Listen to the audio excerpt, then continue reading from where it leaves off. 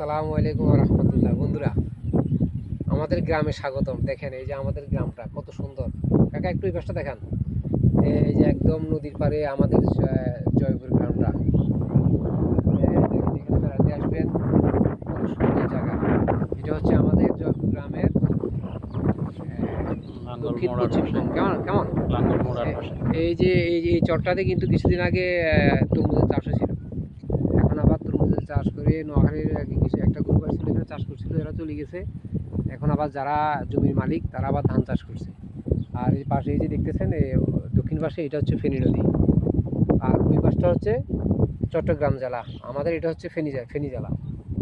ঠিক আছে। আর আরেকটা ব্যাপার হচ্ছে এখানে এখন অবশ্য মাছ ধরতেছে না। কিছুদিন আগে মানে বিভিন্ন জায়গা থেকে দেশের বিভিন্ন জায়গা থেকে মানুষ আসে এখানে, এই যে বড়শি দিয়ে মাছ ধরছিল, বড় বড় মাছ পাচ্ছিল। মাছ এখানে পাওয়া যায়, এখানে অনেক বড় বড় মাছ পাওয়া যায়।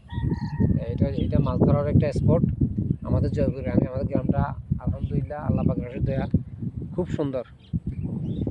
আপনাদেরকে ঠিক আছে বন্ধুরা, আজকে আমাদের গ্রামের এই অংশটুকু দেখালাম। আমাদের সাথে থাকেন ইনশাআল্লাহ। আগামীতে আরও আরও দেখাবো। আমাদের গ্রামটা অনেক বড়, অনেক সুন্দর।